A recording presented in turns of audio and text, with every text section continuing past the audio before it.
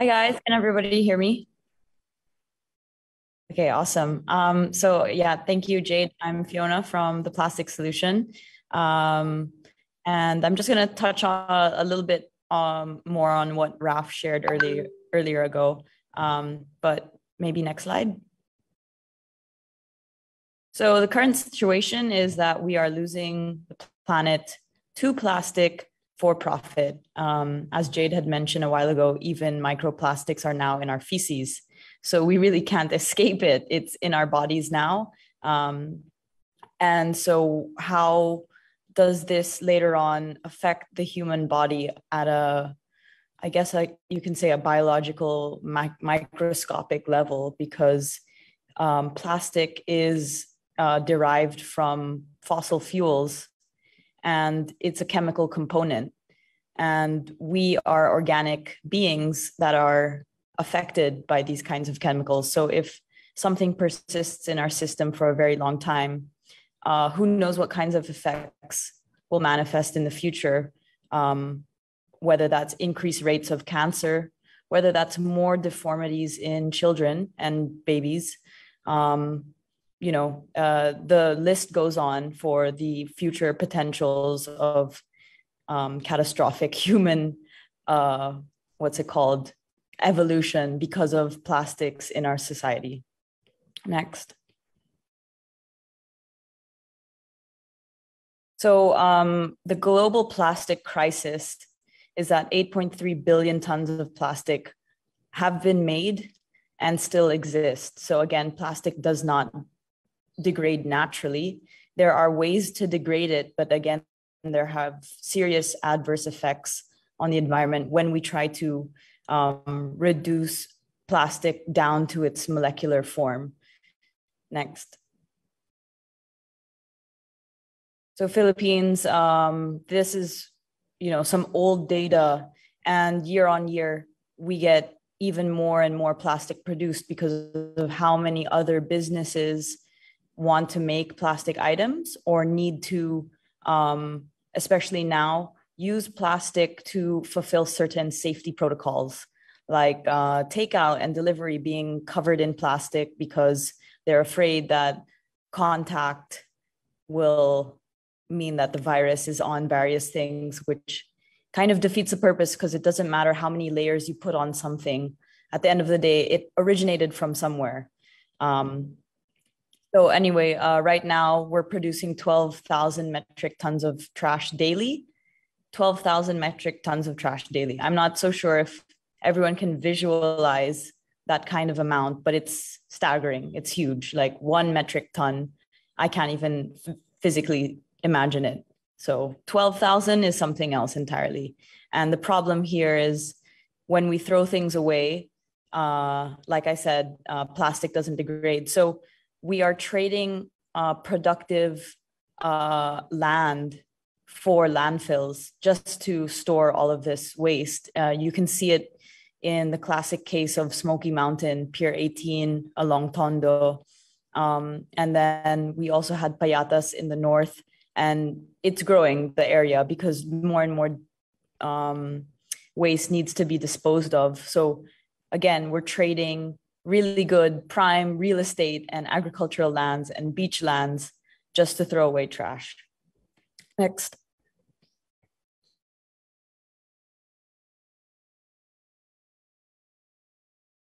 So Republic Act 9003 is the Ecological Solid Waste Management Act of 2003. So, the government is aware that this is a problem, and we've created so many different laws to address all the environmental concerns. However, our enforcement is very weak. That goes for a lot of things, actually. But in terms of ecological waste, it definitely needs to be handled better. And that's because we need to engage more sides of the society to accomplish this. We can't just rely on government alone. Private intervention has to happen. And so when Raf was sharing all of these different companies that are making a difference, those are exactly the kinds of incentives that we need to support. And we support them through buying with our, it's like voting. We're buying with our money, or voting with our money. Next. So this is the trajectory that the Philippines is producing waste. On the upper part of the graph, that's the entire Philippines. On the lower part of the graph, that's Metro Manila alone. The trends are the same. It's all going up, no matter what happens. As population increases, as people are consuming more and more, as the standard of wealth is also elevating and the disparity is growing, waste will be produced no matter what. So what do we do about that? Next. Oh, yeah. And as to mention a while ago, to tie in what I was saying about landfills, is that this is exactly the problem as well. Waste is going up. However, landfill space is going down. So there's this huge disparity of, if waste is going up, but landfill is going down, you have this huge space of, where do we put all of this trash? There's no place for it unless we start acquiring more land, unless we incinerate. There are so many things to do about it. Next. So as Raf mentioned a while ago, the Philippines is the third largest ocean polluter in the world. This data was collected by Greenpeace, if I'm correct. And the way that they assessed this was through the amount of waste collected on the shores of the Philippines.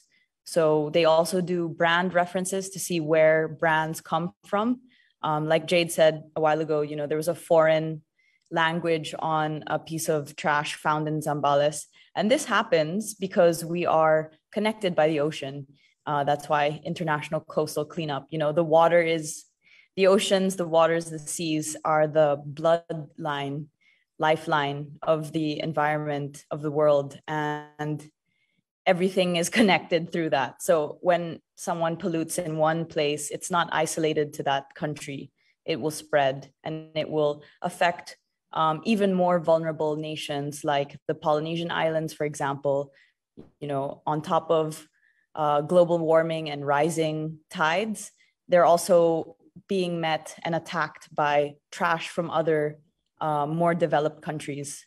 So, you know, it's looking bleak for island communities, island countries that need to address both rising coastal tides and plastic waste in the ocean. Next. So we don't have a lot of data yet on the problem with the single-use masks and the effect that the pandemic has brought on the environment, but this photographer, I believe, started doing a coastal cleanup in Hong Kong because it was very obvious there, Hong Kong again being an island nation. So next. Next again. Yeah, so there's an estimate 1.56 billion face masks that will enter the marine environment in 2020. However, again, this is a very conservative number because there's 8 billion people on the planet. And I think everyone is aware of the pandemic and everyone is aware that one way to avoid the contamination is through, you know, wearing masks, which again is a Band-Aid solution to the problem. And in long term, we are doing other things to address it, whether that's vaccinations, whether that's social distancing, all of that stuff. But right now, the easy solution is the face masks. And that, again, is temporary and it's just trash that will result from that. Next. So an important question that I ask everyone I reconnect with after the pandemic is, other than what did you do the whole time, is what did you find out that you could live without? And the responses are surprising. Some people have tried to live more independently of society. They cook for themselves, you know, which is awesome because I love cooking for myself. So, you know, we share recipes and such. But another thing is people can live without such waste, generating such waste. Like because they're cooking for themselves more, they're less inclined to buy takeout. So they're not generating as much waste as they used to. And now, one of the, we were encouraged as a society to support local businesses, the F&B industry. And so people now are going crazy trying to get more and more takeout, Food Panda, Grab, all of these things. But you have to realize the kind of impact that it has and what is left behind after you get takeout and all of these things. So next.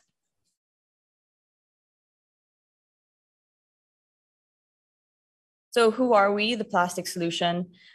We claim to be the solution to plastic pollution, but there are so many different ways to solve this problem. There's no one way to do it, and we're well aware of that. We just try to educate on all the various ways to do it. Next. So our goal is to eliminate non-biodegradable material from the environment, whether that's the forests, the jungles, the beaches, the ocean, the environment all around us. Even our homes are considered our environment, and we would like to eliminate the single-use plastic or non-biodegradable material as much as possible. Next. Our method is to educate and mobilize through networks of volunteers. So, right now I'm technically a volunteer disseminating information on our advocacy. Next. So what do? We create awareness and we provide simple solutions so that everyone can understand the next steps to addressing the problem. So we just kind of give everyone a taste of how they can help. Next. So we start with education. So for private organizations, we can do a waste output assessment. So that's every month we can measure how much waste you're generating as an organization, as an individual, and if over time you're improving or you're generating more waste. So we also talk about waste management strategies. It's something as simple as even separating the kinds of waste. And then we also do talks and seminars like Raf had shown earlier. Next slide. So these are a couple of talks and seminars I've done over the years. I've been with the Plastic Solution now for 3 years. So it's been a fun journey. I've been to so many different provinces, talking to so many different people and different backgrounds. So it's been really great. Next. Yep, next, that's Raf in the corner. Yeah, so in the last couple of years, we were able to generate enough attention and buzz to connect with people with a wider reach. And so that's really helped the movement grow. Next. So we also like to inform others how to live more zero waste. And it's in the name, zero waste. Like you're not trying to generate any waste with the kind of lifestyle. Everything you own is either biodegradable, so it will naturally decompose and become part of the planet, or it's reusable. So it's something that has a long lifespan. Yeah. So these items here below are things that are considered, things that are considered not part of zero waste, whether those are feminine products, plastic bottles, plastic bags, food waste. Obviously, we can treat plastic cutlery, coffee cups, straws. Those things are the first things you should try and eliminate from your life. Single-use plastic. Next. So the second thing you can do is segregate. In this, you have nabubulok and di nabubulok, right? So you have your biodegradable and your non-biodegradable. And when we start separating waste, it's easier to treat each kind of waste. The biodegradables, obviously, you can compost and you can regenerate into soil, whereas the non-biodegradables will either have to be incinerated, which is very harmful, or repurposed, recycled, like the bottles that Jaden Smith was making in the States. Yeah, next. So Ecobricks is another simple method of how you can get rid of your single-use plastic. So we put all of these non-biodegradable materials inside a PET bottle, And then we call them Ecobricks because we use these bricks or bottles in construction projects. So next slide. So these are called Ecobrick Builds, and we've made almost 20 different kinds of builds around the country now. And we've collected almost, oops, sorry, that's my mom. Yeah, so we have made almost 20 different structures around the country, and we've collected maybe 24,000 tons so far. And that's in the 3 years that we've been doing this. So next slide.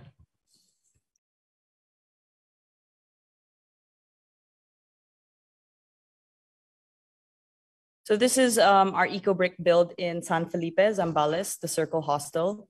So we used about 3,800 Ecobricks. Next slide.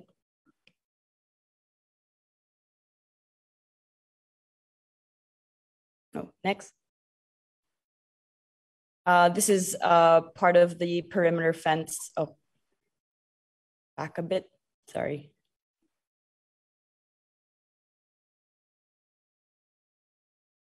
Yeah, so this is part of a perimeter fence. So I just want to show this because we didn't use cement on this one. So cement is still not considered a sustainable construction material because you have to do a lot of intense excavation to like extract all the raw materials.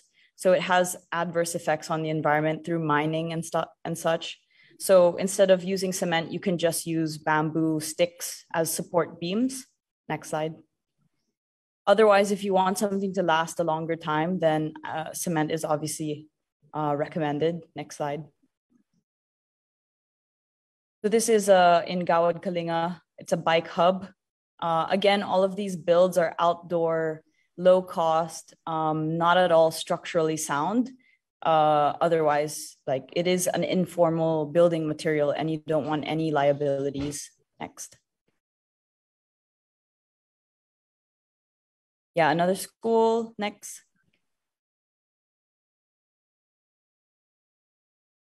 In Marikina, we did a materials recovery facility. Next.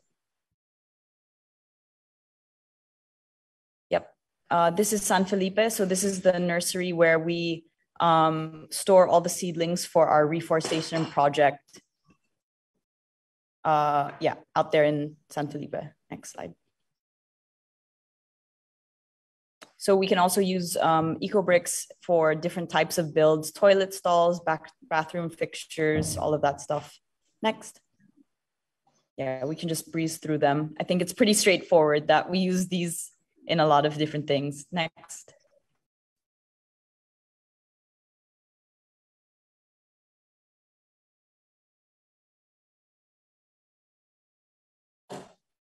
Next. Yeah, planter boxes, compost pits. Next. Batangas as well. Next. Zambales again, San Narciso. Next. Bulacan. Aklan. Yeah, compost pit. Another school in Marikina. We did this with students, livelihood stores. So this is another way to try and make it more circular because, next slide. Obviously, we know the problem of sachets.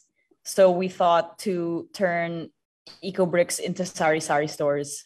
But instead of sachets and things that are typically found in sari-sari stores, instead they were selling plants and vegetables that they would grow themselves. So we taught them as well how to do regular farming, like with okra and eggplant. Yeah. Next. Outdoor builds. Next. So again, San Felipe, a little hamper for dirty clothes. Next. A stage and a wall where we have all of our information on how to make Ecobricks. And yeah, this is a staircase in Baguio. Sorry, I tried to make habol. Okay, next. So how can you help? Obviously, start eco-bricking. Like it's one way that you can be more aware of how much plastic you use in a day, how much plastic you're generating. You can start an Ecobrick build with your community, whether that's a school, whether those are your workmates.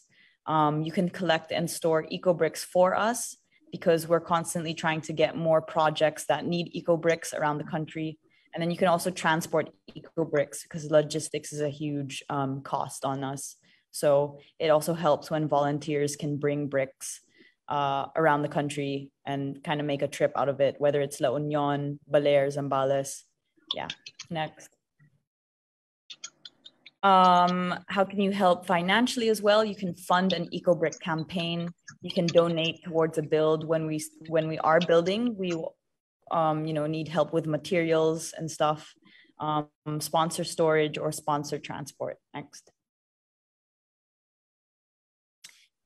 Education and legislation. So there's so many different ways you can help spread the advocacy, even if it's just, wearing the shirt that says plastic free starts with me.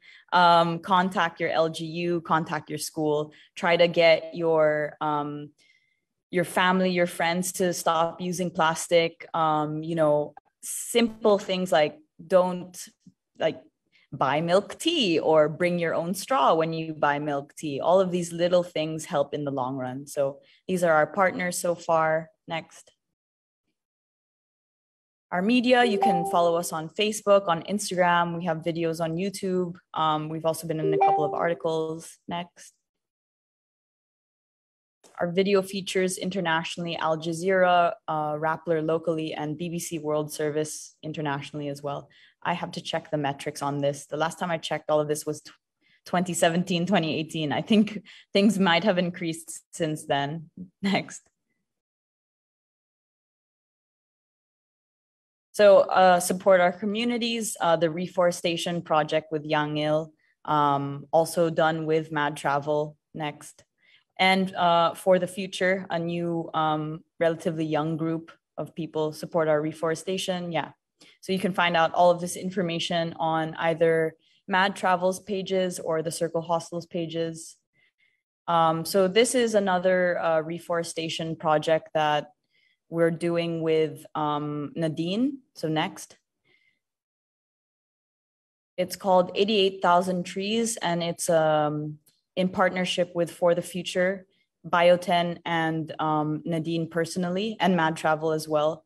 So, this is a great way as well of showing how the advocacy, we didn't give up on it, and it's reached so many different people. And, now more than ever, I think the Philippines is ready for conversations like this, talking about what can we do to better build our nation, whether that's more reforestation, whether that's more sustainable development, and also thinking about the people involved. I think the pandemic has shown how vulnerable our society is, and it's up to people to work together to try and better the situation. So I hope to see more collaboration between different industries in the future as we try to come out of this economic recession, because the effects of which we have no idea, but at least 5 to 10 years of the pandemic will be felt in the future. So next. This is my entrepreneur group that I work for and with now, Brooklyn Industries. So we are all heads of various ventures in many different industries, from architecture to independent music to F&B. And at our core, we prioritize sustainability, whether that's business sustainability, or in my aspect, it's more social and environmental sustainability. But yeah, next. So it was through this group, Brooklyn Industries, that I was able to really tap some of my friends now for their reach. So we're working with Nadine on the reforestation project. Next slide. I'm also working with James now because he's the food security ambassador of the Department of Agriculture. So I got into food security. And we started doing initiatives like Reterra, which is an urban agriculture competition. So we just awarded the winner of that last year with Mayor Vico Soto in Pasig. But basically, my friend Kat, who's an architect, part of Brooklyn Industries, she started a design competition that asked for buildings and designers and architects to design different structures that had food production component with it. So this was in partnership with the Department of Agriculture to show that urban farming can seriously be part of the future of development in the country. But for my personal take on urban farming, I think it's more that it's a cautionary tale that should we neglect the value of rural agriculture in this country, then we'll be reduced, or we have to resort to urban farming, which is a very difficult and inefficient process at this point in time because there's too many costs, whether that's electricity, running the UV lights, or air conditioning because you have to cool plants. So I think we should really invest more in our rural agriculture before we think more seriously about urban agriculture. Next slide. So that was us in Nueva Ecija visiting farmers who were part of the Plant program. And this encouraged everybody to start planting their own food sources at home. Next. So yeah, this is the Reterra competition I was talking about. So some of the judges were Secretary William Dar, Mayor Vico Soto, James himself, and June Palafox. Next. So it's through my company, The Freshest, that we're doing all of these different initiatives. So The Freshest is all about farm to table. That's the best way we see fit to address food insecurity, whether that's urban farm to table or whether that's rural farm to table. But we think that food production should be closer to the sites of food consumption. And by eliminating logistics and all those different inefficiencies of traders, like just, putting various markups on their products, then we can make food more accessible. Next. So this is one of the projects I'm currently doing. It's a showcase farm of organic farm to table in the farm at San Benito in Lipa, Batangas. Next. So we're doing completely organic, kind of like permaculture at this point, because we're also infusing elements of livestock. But yeah, this is about a 1 hectare organic farm. So no pesticides, and our fertilizer is generated by our compost area. Next.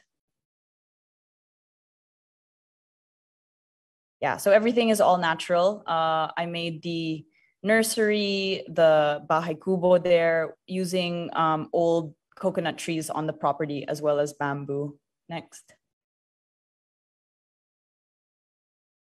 So yeah, this is our fresh harvest. We're using drip irrigation and plastic sheeting. Unfortunately, it's plastic, but it's the best material at the moment. And yeah, we're obviously disposing of it properly. Next. So I'm also looking at hydroponics for the urban agriculture component. Next slide. I actually just opened the Hydro Hub 2 weeks ago. So this is a hydroponic training facility sponsored by the Department of Agriculture. So it's basically a venue that we teach people how to do hydroponic growing so that they can be self-sufficient in their own way, whether it's in a condo, whether it's a commercial development, they can have hydroponic farms. Next.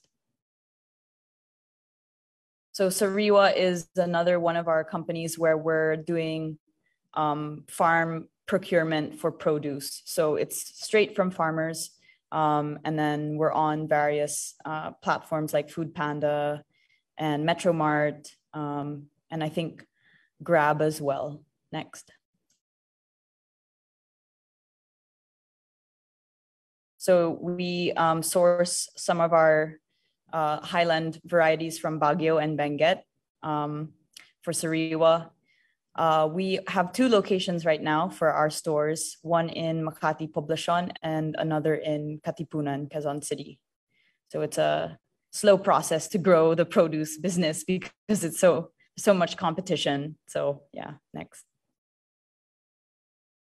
Yeah, so support our movements, buy our merch. That helps a long way, but it's more for the advocacy as well.